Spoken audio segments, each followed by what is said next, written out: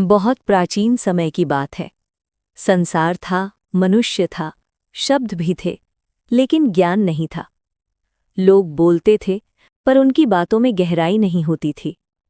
ऋषि ध्यान करते थे, पर अपने अनुभवों को शब्द नहीं दे पाते थे। हर ओर एक अजीब सा अधूरापन था।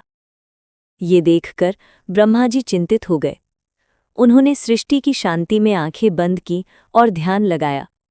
तभी मौन को चीरती हुई एक दिव्य ध्वनि गूंजी, ओम। उस ध्वनि से एक उज्ज्वल प्रकाश निकला। सफेद वस्त्र, शांत मुख, हाथों में वीणा, कमल पर विराजमान, वो थी माँ सरस्वती। माँ ने मधुर स्वर में कहा, अब तक शब्द थे, अब मैं उन्हें अर्थ दूंगी।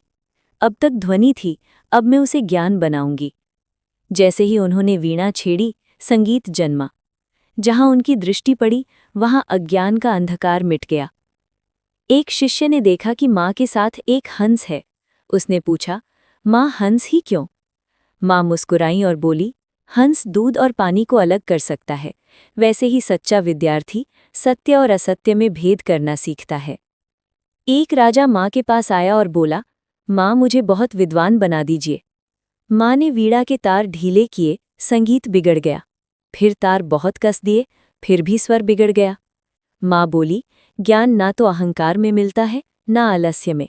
संतुलन ही सच्ची विद्या है। माँ कमल पर बैठी थीं। नीचे कीचड़ था, पर कमल निर्मल।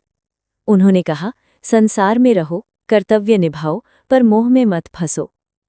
जब माँ लौटने लगी, ऋषियों ने पूछा, माँ, आप हमें कब याद आएंगी? माँ ने उत्तर दिया, जब भी कोई सच्चे मन से पढ़ेगा, लिखेगा या ज्ञान की खोज करेगा, मैं वहां उपस्थित रहूंगी। और तभी से हर विद्या की शुरुआत माँ सरस्वती के स्मरण से होती है, क्योंकि वे केवल पढ़ाती नहीं, सोचना सिखाती हैं।